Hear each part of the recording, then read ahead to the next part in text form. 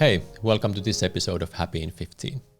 Today, we are going to talk about a topic that if you're about to change your MSP, what are the few mistakes that you shouldn't make? So Sami, maybe as a cliffhanger for the end, there will be two common mistakes that we have seen companies make, and also that if you avoid them, we have seen good success on changing your MSP. Exactly, and I think why we are talking about this is two reasons. MSPs have been really successful in using experience data.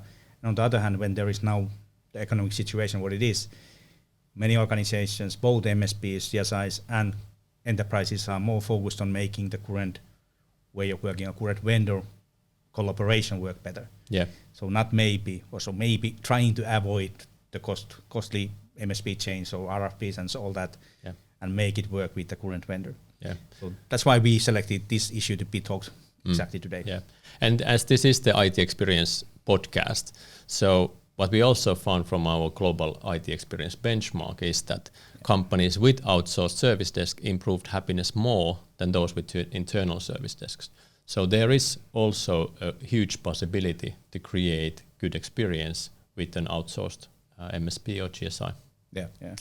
So it's 36% on average is the happiness going up with MSPs when you have used experience management more than 1 year. Yeah. So that is a huge change. Yeah.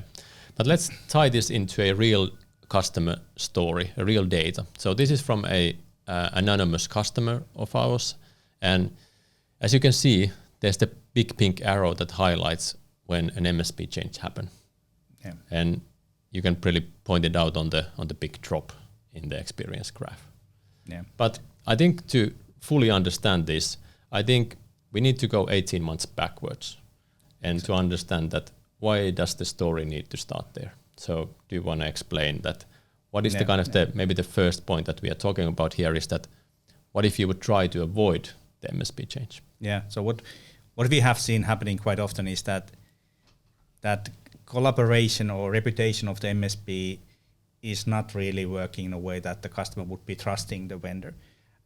Sometimes how I feel is that you as a customer might be forcing them to work in a traditional SLA way, and the agreements are running the business. So you're kind of not really giving a chance for your current provider to improve and kind of solve that watermelon stuff and really show you that they are able to make that 36% or let's say 15, 20% happier end users in the beginning. So what we recommend and what we have seen working quite well now is that enterprises start to do experience management with the current vendor about 18 months before the current agreement is ending. It can be 12 months, it can be 2 years, but 18 months is at least enough that you can really see, can you make that collaboration with the current vendor work? Yeah. And that is something that is, if you don't do that, you stay you already make the decisions that you are going to go through that costly vendor change. Yeah. So do that enough early, drop out some of the traditional SLAs in a maybe sanction area. Yeah. Really give a chance for a current vendor to show that they can improve. Yeah. And that will change the collaboration, the transparency with you and them. Then you really will know if that vendor is something that you want to continue with. But if you don't start experience management with them, if you don't start to really change the way how you collaborate together, you kind of have already made the decision of changing the vendor. Yeah. So that is what we recommend is that don't think about it that they have failed and they have failed and they have failed. It might be that it is the agreements that have failed. It might be you. It might be you, yeah.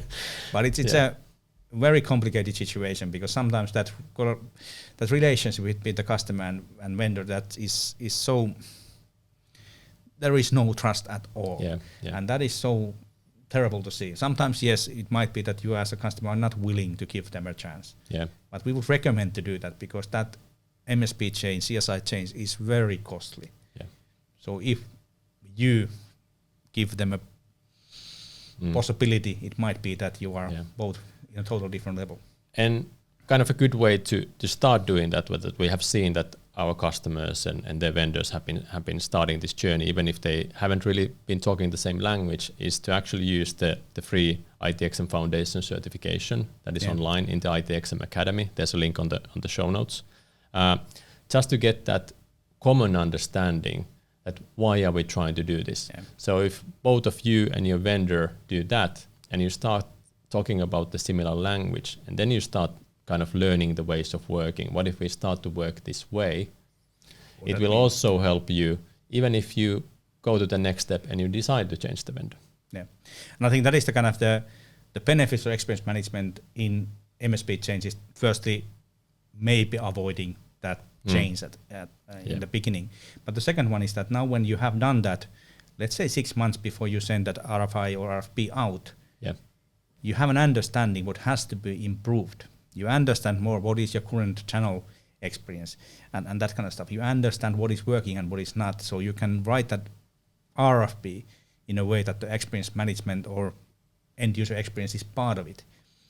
If you try to start experience management at the point of new MSP starting, you wouldn't know what really you have to require from the MSP.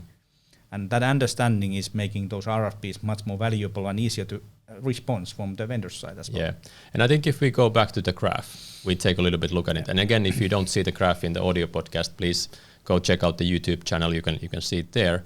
There is this drop, and this drop many times happens. But Pasi, not many. Every time it happens. I try to soften it. It always happens. But like one of our customers said that, hey Pasi, having the data before the change was priceless. Yeah. Because now we could see that what was the baseline before and understand that, hey, that's at least where we should get back to. And it wasn't something that the new vendor brought new metrics and they showed everything is fine and then you start this, I feel like this, you feel like that conversation. But it was really data driven. And it's like, hey, now together we need to get back to this level. We know that this happens. You have a new customer, there's new processes, new people, there's new training, communication, all this stuff needs to happen. But to just like close your eyes and not, recognize that this will happen will kind of make you fail even further. Yeah. And the typical thing is that the experience drops like 30 points from 60 level to 30.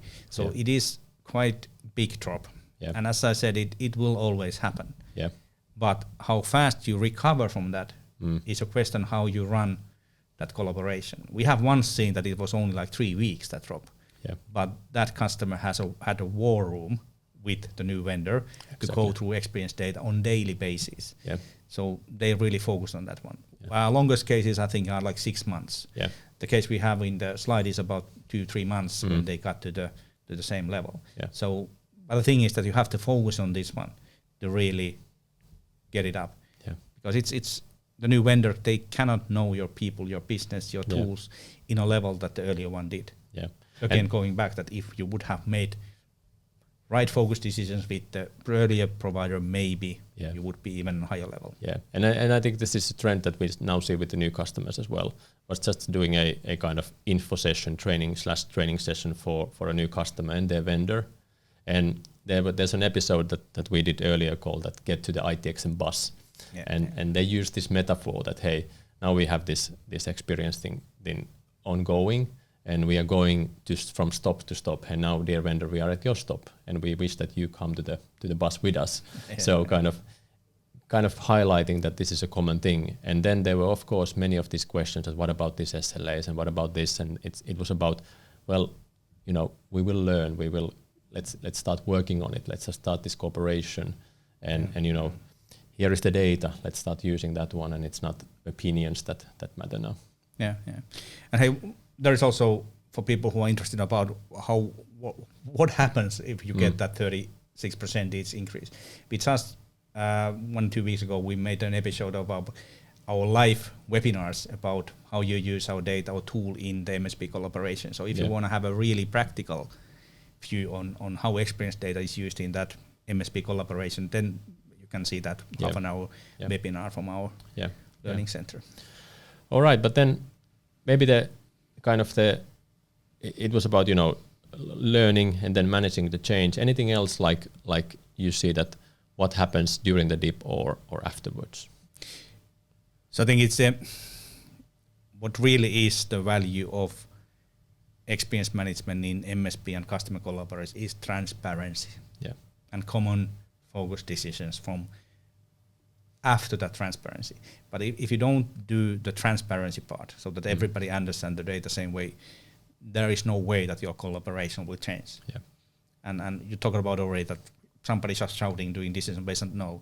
When you have the same data and you look at the same data, you do the same decisions together, and then you can. Yeah, and it could be that with your existing MSP, you're just so far away that it's still impossible to kind of get back that trust and that collaboration. So at least now, when you start fresh with the new vendor in this collaboration mode, hopefully that will also create a much more longer relationship with that vendor, because again, you don't want to do this again in 2 or 3 years. Yeah. That's a catastrophe again. Yeah. But I was kind of underline that there is those 3 different phases, and where you can use experience data really to maybe even avoid that change, making the collaboration with the current one work. Yeah. Use the experience data to make a better RFP, so that you really ask services that are increasing the end user experience. And thirdly, managing that change really when that happens. Yeah. So those are the 3 main phases that where you have a great value on experience data. Yeah, cool. But then we said that there's 2 mistakes that we'll highlight, and I think we probably brought them up already, but let's still summarize. So what are the 2 mistakes? And I guess the first one is that you don't give a chance to your current MSP with your existing SLAs and contracts. That is maybe quite harsh from ourselves to say that, but that is how we feel in many of the cases. It's because we also talk a lot with MSPs, and we hear this that there are MSPs that are really willing to do this, but still the way that customers buy the services and outsource, it's still this old-fashioned way, and there's no chance to build this collaboration. If staff agreement is forcing them to work in a certain way, then they have to do that, because those sanctions might be so heavy that if you don't answer the phone in 2 minutes and you don't answer an email in 2 hours, it just forces them to work in a way that they meet those criteria, which is not maximizing the end user experience. But that is and I have said many times that I have been too many cases in a situation when the MSP is complaining about the customer not being ready, and the same customer complaining me that the MSP is not ready. So that's why we said that the customer has the decision-making power here. Yes. MSP cannot do the decisions about the agreement. You can as a customer, and that's why we are challenging the customers to give a chance to MSPs. True. And then the second one is that you only start measuring IT experience and really having experience data after the change. Yeah. That is something we hear from people that, hey, let's do it and implement it in when we are changing the vendor.